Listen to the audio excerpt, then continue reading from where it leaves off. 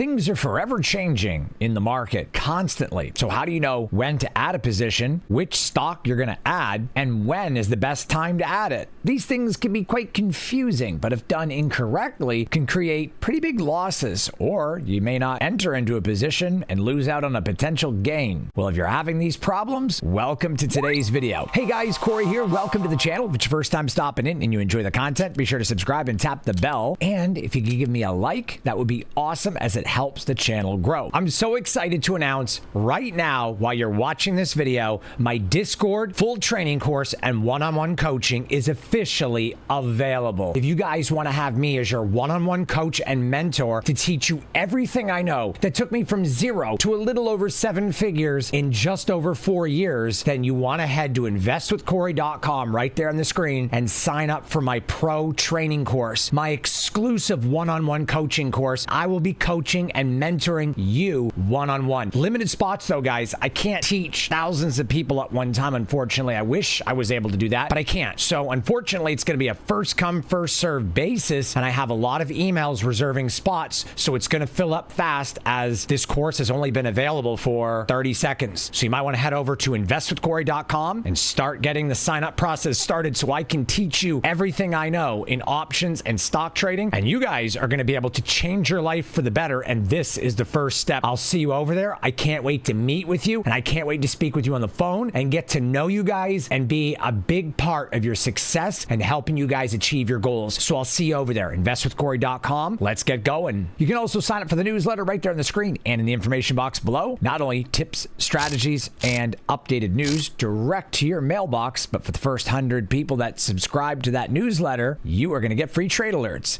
High five to everybody in my trading community. We have made some pretty good money for the past couple of weeks. Hims, Rivian, Palantir, SoFi, Neo, the list goes on. Robinhood. I just want to point out that I'm not a financial advisor and this is not financial advice. However, I am here to provide you guys with strategies, tips, fundamentals, technicals, financials, and updated information in the stock market. However, it's ultimately up to you to decide which stocks you'd like to buy and what size of a position you'd like to have in that stock, as it's your money. So I did a video on this previously, but this is an updated version for June of 2024. Now, there are a couple of stocks that are not going to make this list, and I'll explain in just a little bit why they didn't make the list. And I'm also going to explain to you guys why I chose the stocks I did. And I think this is a really good list. It's a really good fundamental list for June and to really dive in, because you don't want to miss out on opportunity. And this list seems like pretty big opportunity to me. Starting at number 5 right now, it's a tie between two stocks, Ally Financial and Bank of America. The win goes to Bank of America because they're a little bit more affordable, a little bit more stable, and not only that, they have a little bit more of a growth potential depending on how you look at it. But I would say they're both very neck and neck. They both pay dividends and they're both on a steady ascent into the $40 range. I mean, Ally's already reached that. Very good growth potential between both stocks. I'm looking at Bank of America sitting around $50 by this time next year, maybe a little bit longer, but roughly. Ally, I see them in the same position. I see them both essentially in the next 2 to 3 years around $60 to $65. They are both very good companies, very profitable, and the PE ratio is pretty good. EPS is also good, and they're sitting on a very good performance year over year increase. If we look at Bank of America here, we can see that although they just met the earnings estimate and they missed on the previous earnings, the two prior to that were really good. If we also look at more financials, we see they've got $50 billion in revenue. Their pre-tax income is $7 billion. Their net income is $6 billion. And their growth is very good over the previous quarter. They did a lot better and they matched the previous quarters before that. Pretty steady and very stable. If we look at their balance sheets, their assets are $3.18 trillion. Liabilities are $2.89 trillion. Total equity is over $300 billion. And if we look at their equity tiers, they are pretty good. And not only that, their tier 1 and tier 2 capitals are also good. Risk-weighted assets. If we look at their free cash flow, they're sitting on $10 billion positive free cash flow. Operation activities is bringing in all the money. Very good balance sheet. If we go ahead and look at Ally, $1.39 billion from operating activities are not as good as Bank of America. However, they are a very good bank, and based on a lot of fundamentals that we don't have time to get into today because this is a top 5 5 pick. Ally is a very good buy. Like I said, not as good as Bank of America, but they very well could see themselves at $60 in the next 2 years. Free cash flow, almost $750 million, almost 700 million.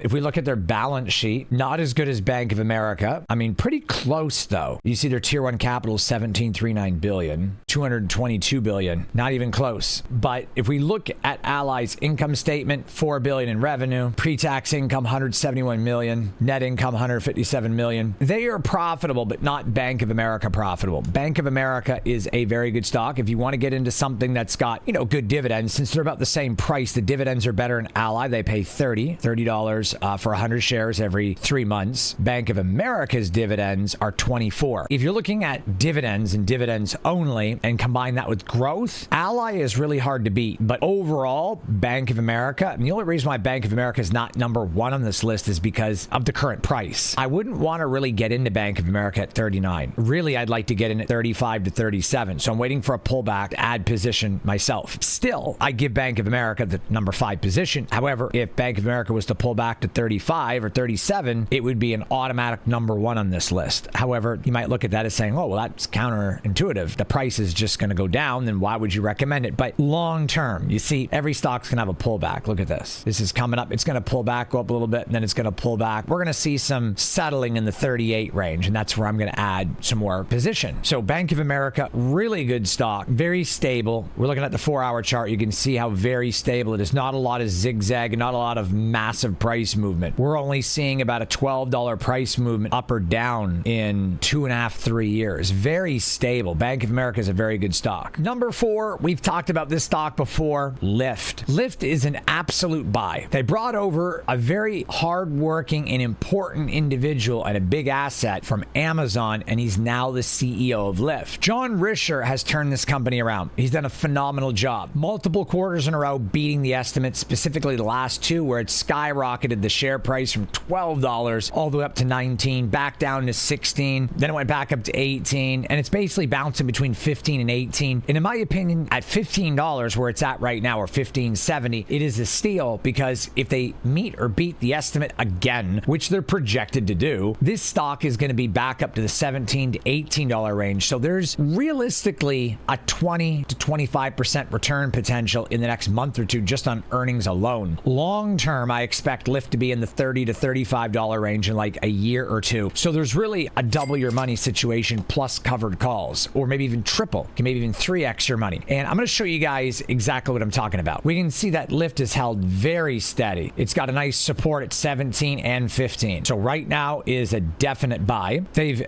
beaten the estimate 4 quarters in a row, and they're profitable for 4 quarters in a row. But more importantly than that is their income statement, 1.28 billion, operating income 347,000. Their net income and pre-tax income is a little bit in the negative right now, but they're becoming more profitable as time goes on. However, cash flow is most important. And if we look at cash flow, they're sitting at 127 million positive cash flow, 156 million from operation activities. The balance sheet, assets 4.56 billion, liabilities 4 billion, which means their equity is $500 million, which is very good. Their net debt is 558 million in the positive, means they're sitting on $500 million in cash. This is key. This is a fundamental key when looking at a company. Forget pre-tax income and net income. Profitability, I've explained this many times, is not the key. I mean, it is, but it isn't. Cash flow is the key. Net debt is the key. You could go out and mow 50 people's lawns for $10. You're profitable. You made $500. But if they all need a week to pay you, your cash flow is 0. So Lyft has a positive cash flow, and they're sitting on a bunch of cash. What they're using their cash for is paying down debt, expansion, advertisements, getting things into a better position. And John Risher is doing a phenomenal job of that. You can sell covered calls and make $20 a week on 100 shares. So every $1,700 you spend, you're going to bring in $80 a month. So in a year, that is pretty close to 60% return. Meaning if you spend $1,700, you're going to get about $1,000 to $1,200 of it back in the first year. After 2 years, you're for sure in the positive, and they're free. That's how I like to look at things. Selling those covered calls. And if you get assigned, well, then you just sell puts and get back in again. But this is a stock to buy and hold and sell covered calls. Number 3, Robinhood, the best fintech right now, and by far, in my opinion, better than SoFi. I'll show you guys the price in a minute, but they are beating the earnings estimate. Not only that, Robinhood added added the gold card for gold members. And to top it all off, they lowered margin rate. Robinhood basically pioneered no fee trading. Like, you don't pay any fees to open and close contracts. They don't charge you a fee. Vlad Tenev, the CEO, is a firm believer in that. That's why he pioneered Robinhood to be free of fees. There's no hidden fees or trading fees or transaction fees when selling and buying contracts on Robinhood. But then you got the gold card on top. You got the spending account, which has a checking and routing number, so you can transfer your money in there, use the Robinhood card, and use it at any ATM or to buy anything anywhere. Plus, traders can use it to cash out their earnings like a full-time job right to your bank account, an all-in-one solution. And because of this, and because a lot of traders are switching over to Robinhood, gives it both sides, the financial and the tech services and the brokerage, and an all-in-one fintech, and they're profitable. Robinhood is the fintech play of 2024, and this I've looked at pretty heavily. Right now is a buy, although not as good as May 2024. The price is up $3. You could have got in at 17. Now it's over 20. I think it's going to pull back to 17 or 18 again, but then it's going to rock it up. And from there on, after the next earnings, it's going to be in the mid 20s most likely. It's hard to tell for sure, but Robinhood is a 100% buy. At the current prices, I really would try to buy these shares under $20. I really would, but an ultimate buy nonetheless. Look at Robinhood just climbing up. It's been a non-stop ascent. Some consolidation here, but then an ascent again. And now keep in mind, this is the 4-hour chart, and this was back in 21. They're starting to make their ascent again. But if we look at this here, after these earnings back here in February, and then again recently, the price just skyrocketed. And the floor is $16 realistically. Then we have another floor sitting around $18.50. So I think it's going to get a nice little downtrend here. It's going to pull back, and a nice entry would be right around $17 to $18. Most likely around 18, but you could get a better one. If we go ahead and look at the financials, we see, look at all the earnings that were beaten, especially the last two. And the last one was the best. They beat it by 211%. The previous one, 327%. Strong buy and neutral. 1-year price target of $21. I think it's going to be more like 25. If you look at the balance sheet, total assets, $32 billion. Liabilities, $25 billion. Total equity, $6 billion. Net debt, they're sitting on $1.24 billion in cash. This is very important. Let's look at cash flow. Negative $800 million from operation activities, negative $809 million in free cash flow. However, this has a lot to do with multiple things going on with Robinhood that I don't have time to get into everything now, but I will when I do a dedicated video. But just remember, they're sitting on $1.24 billion in cash, which means none of this really matters. They could take care of that. It would only wipe out half of their cash. Income, $624 million. Pre-tax income, $162 million. Net income, $157. EBITDA, $181. Everything looks good. The only thing that doesn't look good is the cash flow. Balance sheet looks good, and they're profitable. But the cash flow, they need to work on what's going on here. The free cash flow is not good, and what's really hurting them is their operation activities. I expect to see this a lot better in the next quarter, but really important, the balance sheet and the income statement, although not as important as cash flow. It's important to note, though, that they're sitting on a positive chunk of cash, $1.24 billion. This next pick might get me some serious hate, and it's risky. It's really risky, but I feel like this right now could be one of the biggest plays in the next 2 to 3 years or sooner. Number 2, Intel. Now, the reason I say this, I know Intel is had some serious trouble, but they've went from $50 to $28. And really, Intel's hard floor is 25, and it's at 30 right now. And it was at 29. If we could get Intel at $28 to $29, I think it's a no-brainer. Intel has been around a long time. If they can get their act together, this is a no-brainer, because if they do, this stock price could end up going all the way back up to 50, 80, maybe even $100, and you could 3 or 4x your money in a year. There's quite a few things that are disturbing about Intel, though. Let's go over Intel right quick. First, if we look at the previous earnings, Intel did horribly. If we see here, they missed on revenue. Although their earnings per share, EPS, was good. They missed on revenue, and their forward-looking statements were very grim, to say the least. Their previous earnings was decent, although everybody sold off because they're forward-looking statements. Now, I was listening on the earnings call, and the earnings back in January were decent, but their forward-looking was really bad. They said the next 2 quarters were going to be rough. At least the next quarter's earnings will be really rough. Well, they sold off. Then the sell-off continued, and the earnings were good. They were actually a little better than we anticipated, but they were still slightly rough. So more sell-off happened and consolidation. Well, I remember what was said during that earnings call, and they did say that by the third or the fourth quarter of this year, they would hope to level off and start to make more profits.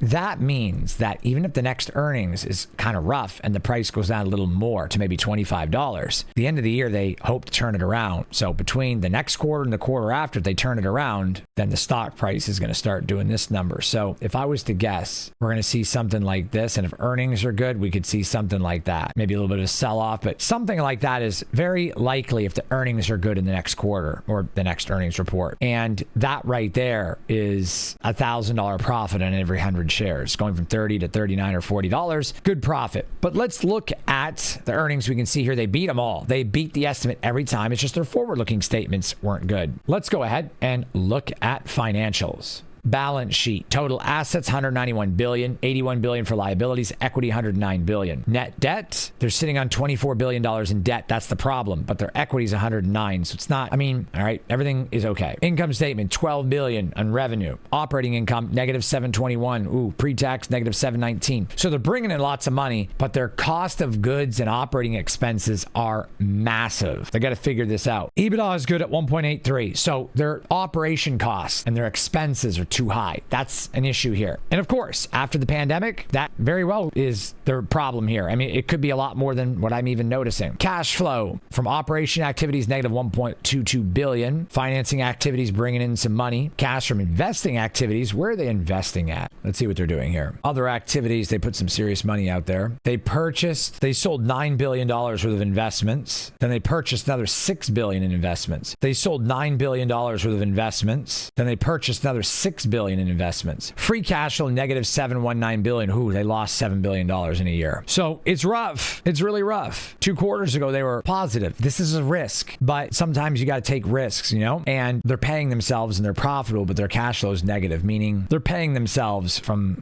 income, but the cash flow, there's just not enough of it to sustain what they're spending. Like there's a lot of expenditures in the cash flow. Something's going on with the cash flow. There really is. But the way I look at it is that Intel hasn't fallen below $28 in a long time. So even if you buy it and it goes down to 25 or 28, it's not really a massive risk. We're not looking at Tesla here. You're not going to see the shares go from $30 to $10 in a week.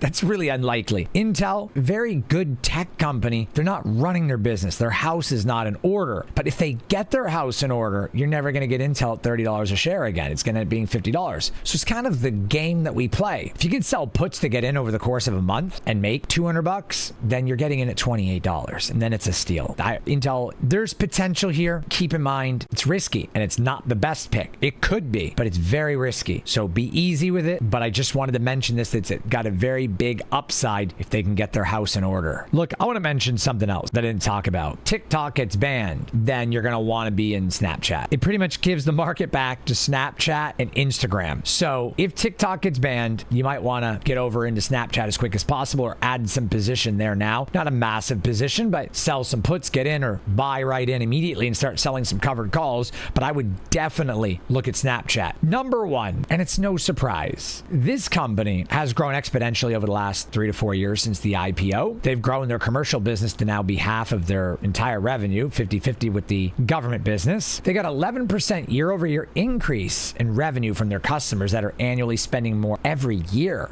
over year. Their debt's going down, their expenditures are going down, and their income is going up. In my opinion, the best stock that is about to be included in the S&P 500 is Palantir. This is the best stock on the list. Palantir is an absolute buy, and I've discussed Palantir on this channel so much, I don't have to say very much right now. You can just watch my previous videos. Palantir is a buy. If you buy it at 20 and it goes to 17, buy more at 17. If it goes to 15, buy more at 15. When they're included, whether that's June or September, or heck, even October, they're going to be going to like $25. You're going to be in the green no matter what. Palantir is a buy. Alex Karp's a little unhinged, very smart guy, but they're in the defense contracts and AI, and they're responsible for the capture. They've also stopped a lot of human trafficking rings. They also have been responsible for a lot of other military actions over the past couple of years. A lot of the things that you hear about on the news, whether it be Ukraine war, the Israeli and Iran conflict, or whether it's something going on somewhere else in the world, if the United States is involved or one of our allies are involved, Palantir is involved. And it really is the way of the future. So if you're looking for the best stock to get in, there isn't a single doubt in my mind it's Palantir. And a lot of people that are watching this video are going to agree with me, and a lot of people watching are probably not. People that are watching that aren't agreeing, just don't come back here in 6 months or a year complaining that you wished you'd gotten in, because believe me, sooner rather than later, Palantir is going to be well into the mid to high 20s. They're going to be included no matter what. They're profitable. The S&P is top 500 companies. They're like the top 375. 4 consecutive quarters in a row, they've beaten the earnings estimate. It's pretty much inevitable at this point, pretty much inevitable that Palantir is going into the S&P 500. And when it does, you could say goodbye to $20 price tag, or 21 or even 22 for that matter. It's going to be in like the 24 to 25 range for sure, or just about for sure. So if you're looking for the top stocks to get into for June of 2024, 5, Bank of America or Ally as a bonus. Number 4, Lyft or Snapchat if TikTok gets banned as a bonus. Number 3, Robinhood. Number 2, Intel. And number 1, Palantir. But these are the big plays for June. Keep an eye on them, and keep your eye on Palantir and the other stocks in this list, as they have high growth potential. All of them have the potential to drastically move forward or decline, but I've analyzed the ups and the downs, the technicals, the fundamentals. With my experience, these 5 stocks could be game-changing in June of 2024. Thanks so much for being here, guys. Really appreciate it. Be sure to subscribe and tap the bell if you guys enjoy the content. Also, be sure to give me a thumbs up, as it greatly helps the channel, and share this video with anyone who is investing and you think would enjoy the video. Not only that, you can sign up for the newsletter right there on the screen and in the information box below. Technicals, fundamentals, and news and tips right to your mailbox. And the first 100 people to sign up during this video are going to get free, that's right, free trade alerts. High five to everybody that's been making money on my trades: Palantir, SoFi, Neo, Rivian, Hims, Robinhood, and the list goes on. We've been making great money as always, and you can make money too with my trade alerts. Also, guys, my full Discord and one-on-one coaching course. If you guys are interested, limited slots available. Send me an email at Corey@investwithcorey.com. I am running out of space, as I can't teach 10,000, 20,000, or 40,000 people at one time. So if you guys want to get in, now is the last chance to reserve your spot for my one-on-one coaching. Don't be sad, guys. I know this video's over, but I picked another video just for you guys, and it's how to grow your wealth from $5,000 to $100,000 relatively fast and easy. And that video is right here. You guys are going to love it. Click on it. I'm going to see you guys over there. You guys are going to love this video. So much to learn. Let's go watch it together. I'll see you over there. Take care of yourselves. And remember, let's grow our wealth together. Take care, guys. Click.